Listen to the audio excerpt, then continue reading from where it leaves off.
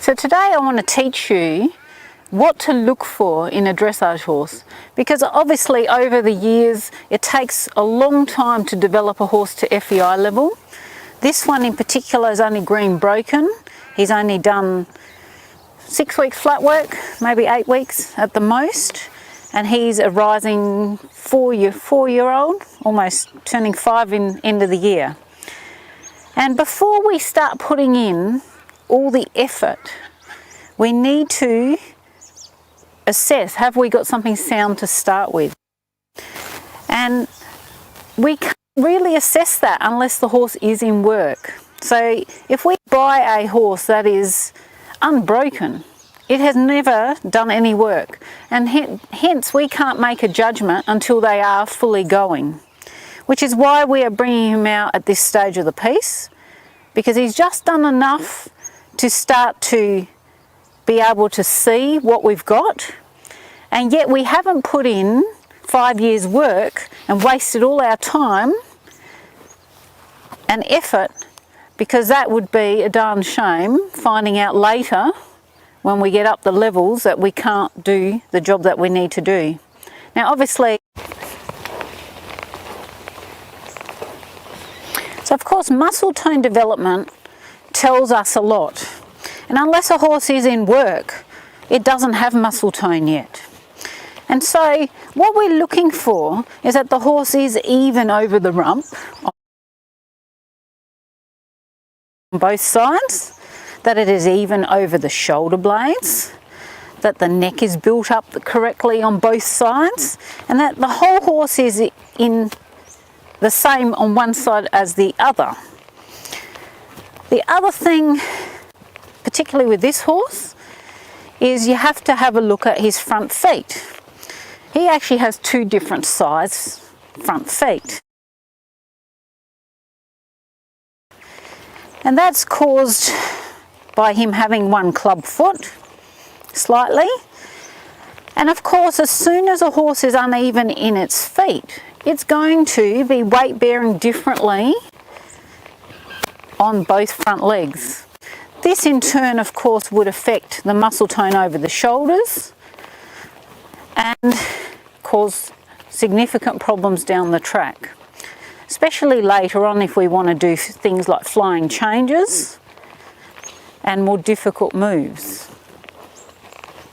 Now that leads me to the next subject. Different riders require different things from horses. And of course, I'm an FEI rider. I want the horse to potentially get to Grand Prix, and hence he needs to be able to collect.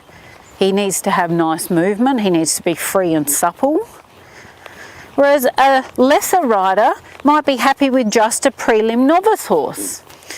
And when we have a horse at lower level, they can go around a lot longer. They don't have to be as collected. That we're not requiring as much cadence and carry from the horse. And that in turn makes the job a lot easier for the horse. Now again, being a youngster, it is hard to work that out early in the piece, because of course when we first ride a horse, we're not asking them to collect yet. That takes 12 months. But the sooner we can find out whether the horse is capable of carrying and being able to sit, of course the sooner we can make up our mind whether it's going to suit our purpose.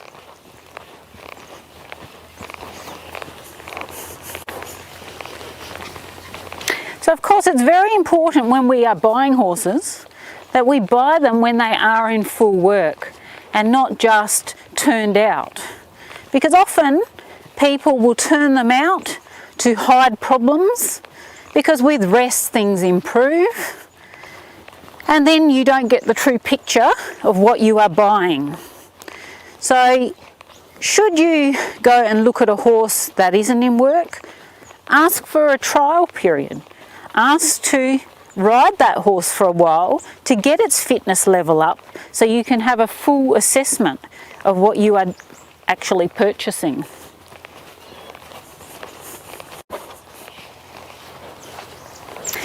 So So today we're going to put this horse under the microscope. We're going to see and assess him, whether he is suitable for the job of going FEI, and the things that I'm looking for when I assess a horse, so that you can also have a few things to address and check by before you purchase your horse. Now, at the moment, I've just been looking at my footprints around the arena, and at the moment everything's looking fine. There's an overstep, I can tell by looking at the hind footprint and the front footprints, and the walk is okay. He is definitely reaching down and stretching, which means he is quite relaxed. And of course we also have to assess mentally whether the horse is suitable as well. So we'll pick him up now a little bit and go into trot.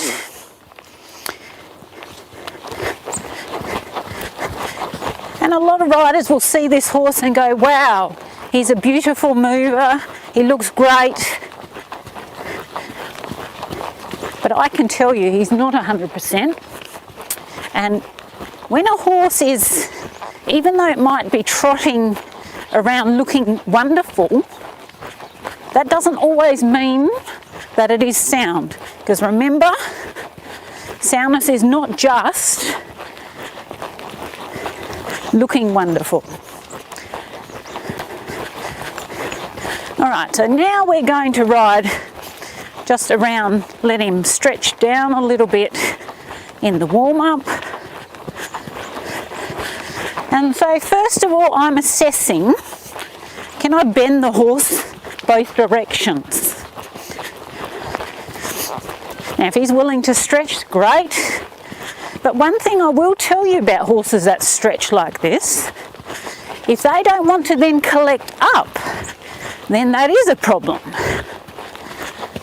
But the fact that he wants to stretch is really positive, and that means that he is willing to let his back go and swing.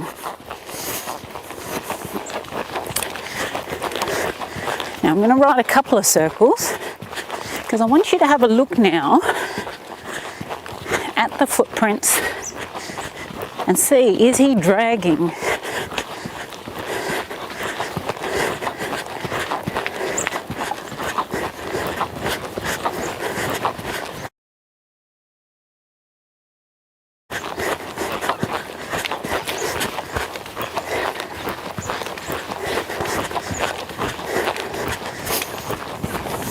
And of course we're going to change rein, make sure we go both directions.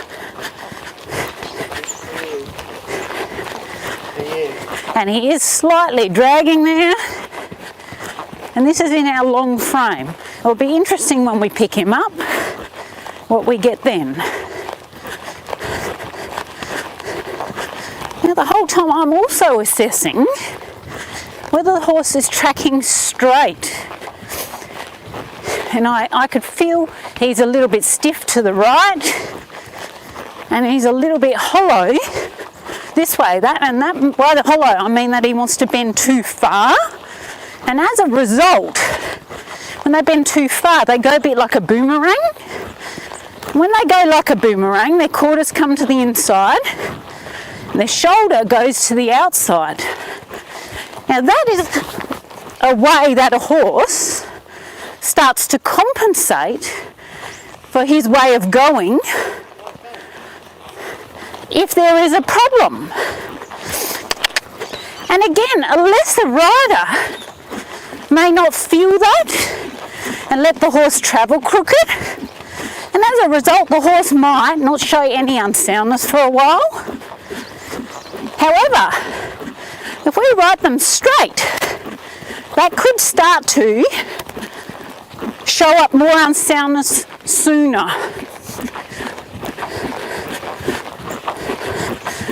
And so I'm having to be careful here that I'm keeping him straight as much as possible.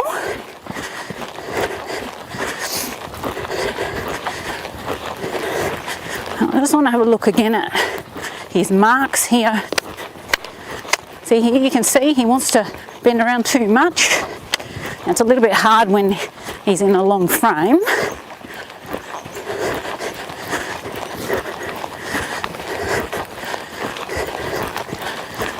Good boy.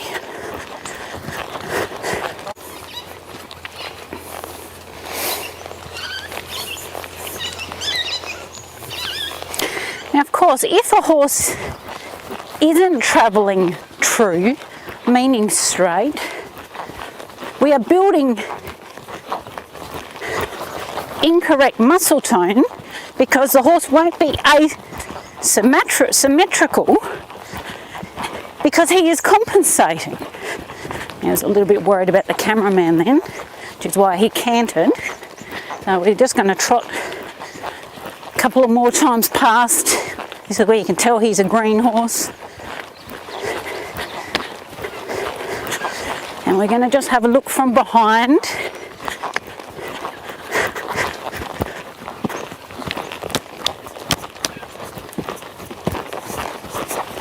And see how straight he is travelling. We'll do that from both directions.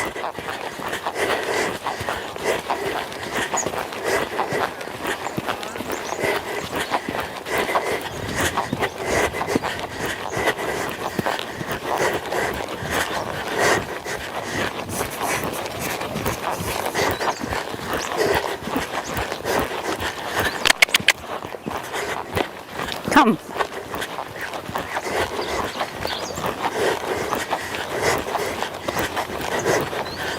You'll notice when I go this way, this is the side where he pops his shoulder wider and wants to put the quarters in.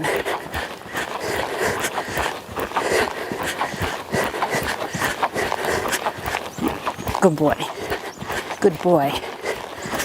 Now, if we are going to not correct that, he's going to, of course, build more muscle on one side than the other.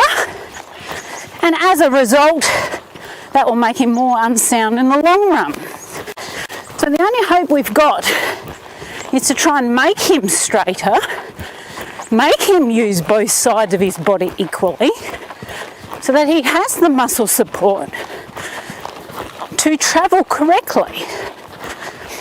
Now, just the fact that he's got his club foot already makes him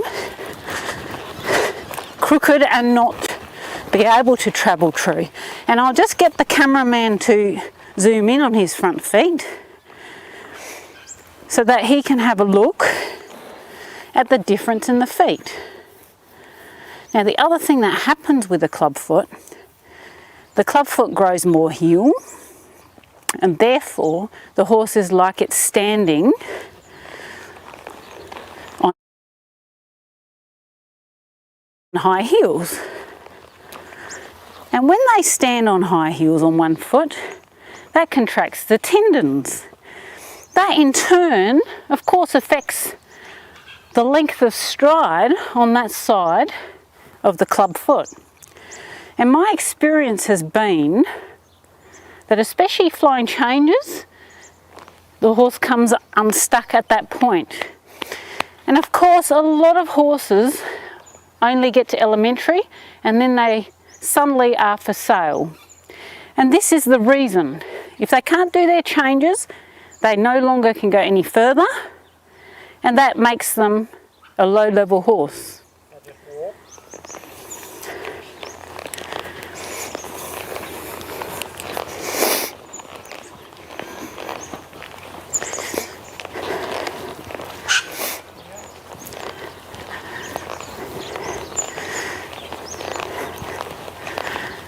Now we're just going to walk at the camera, have a look at his travelling.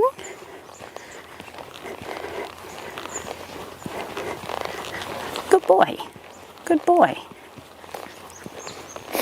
good boy. That's the boy, good boy. Now, crookedness will definitely show up worse when we go in canter. So in a moment I'm going to canter the horse, and again on the long side is where you will see it the most. Okay, so now we'll just trot at the camera.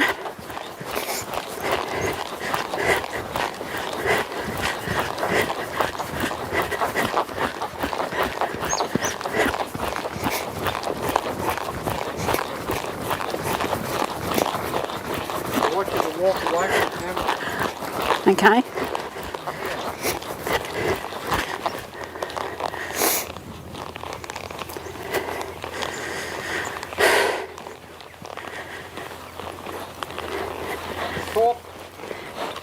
Now we're going to move away from the camera and look at the straightness there. And I want you to have a look at whether he is even in his rump, whether they are the same height, both sides. And the thing you'll notice with this horse at times too is he holds his tail dramatically to the left. And whenever he's crooked, that's what he does. That's another giveaway sign that there is a crookedness issue, and if that's not addressed soon in his career, he is going to suffer for it later. Now, there are not many riders that can actually, number one, feel whether a horse is straight or correct straightness. And if you are not able to do that, the horse will start to go in its own way. And like I said, this horse would love to, on the left rein, go crooked. And the first thing I noticed when he first started doing flat work, not only did I feel his hindquarters go to the inside, but he did not want to take an outside right rein. And as a result, because I didn't have an outside rein, I couldn't keep the shoulder from popping over. And so I had to address that within probably 2 rides on the arena and say to him, right, I need that outside rein. And again, a lesser rider will not be able to do that. Good boy. Good boy.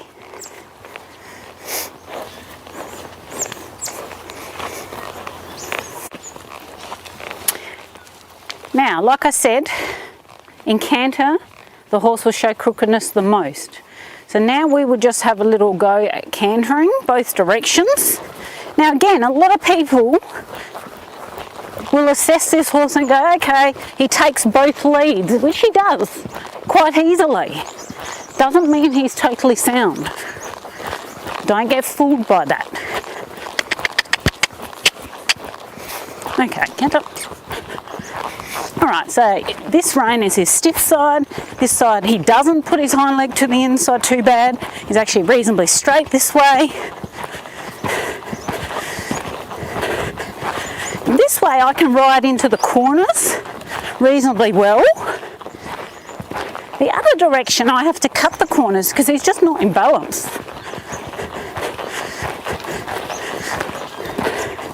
And when we first cantered this horse, another telltale sign was that he cantered with his bottom in the air. And so he didn't want to stride under and go. And we've fixed that by riding him forward. But he still doesn't really bend his hocks a lot.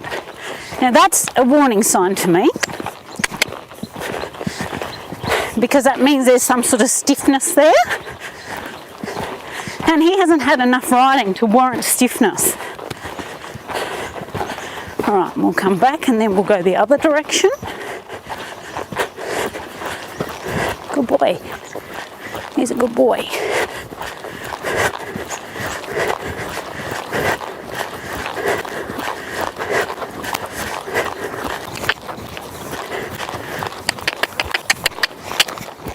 So see, you can see he picks the leads. And here he's hugging the wall.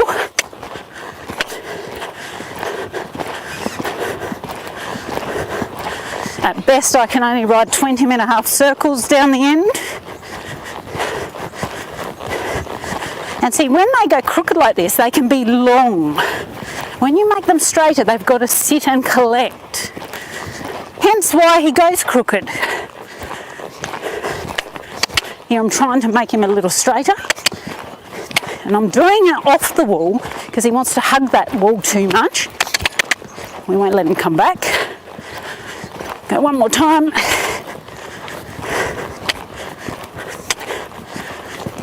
Good boy. Good boy. Now he's a very honest horse. He tries really hard. And that's the shame of it. But yes, he's definitely crooked there.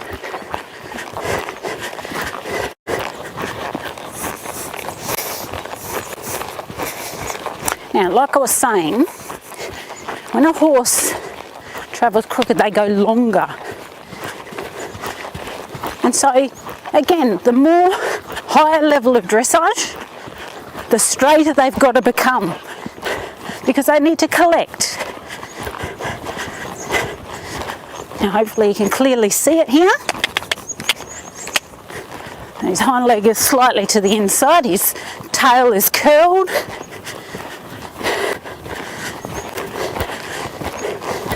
And now, and see, he breaks because he can't. I made him straighter and he can't do that.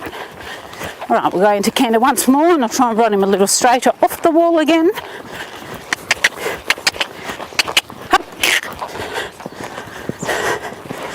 I'm half halting my outside rein, trying not to let him put that shoulder over there. He's straighter. Good. And when he comes straighter, he comes up a little more in front. And that's what I was talking about. No.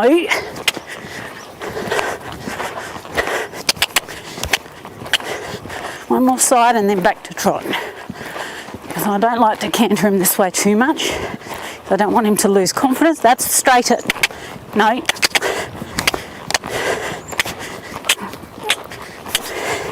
Good boy. Okay, and back. Now, he loves to go and stretch. He doesn't like to collect. The other thing that he has done from day one, instead of trotting out bigger, he would break into a little skippy canter. So he didn't want to really go forward and push out. And that's another telltale sign. If they don't trot on, but break, and it wasn't an out of control break, I'm running away. It was just, I can't trot bigger through my body, so I'll canter. And part of his rehab has to be that we ride him down here, letting him swing.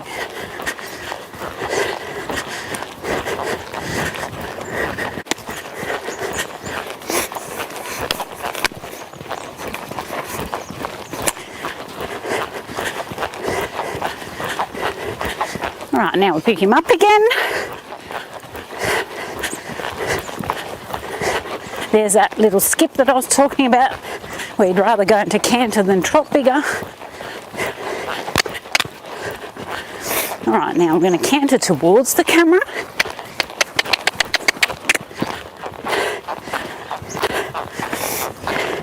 Feel him sort of wanting to drop his shoulder in, if anything, there. So he's always falling through the right. Again, club feet.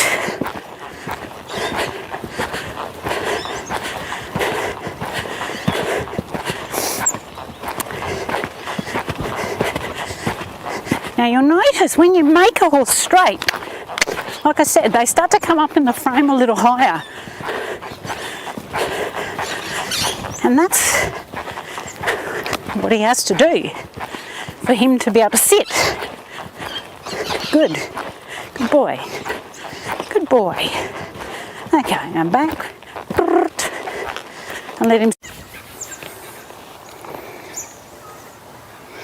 Now the other thing we've noticed over the period of his riding, the 8 weeks, is that initially he was a very typical warm blood, would get a little exuberant. Now he's actually thinking about slowing down. And you wouldn't believe it, but he's actually getting a whole dipper of oats a day. And normally people don't do that with a green horse. But because he came here very undernourished and he needed to be built up, and as a result, he was very picky with his food.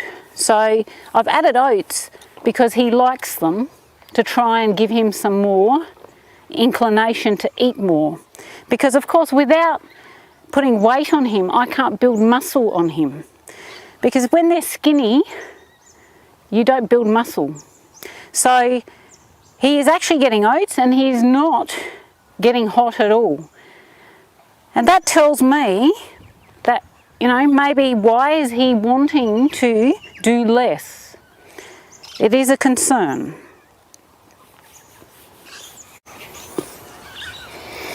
Now, to be fair to him, I can tell he has done enough for today, and I don't like to ride young horses too long, especially while they are still building up and getting stronger. It is not fair. And so we will do part 2 tomorrow, where I have a lot more things to cover with you, and we'll readdress those issues then. You're a good boy, aren't you? You're a sweetheart. Good boy.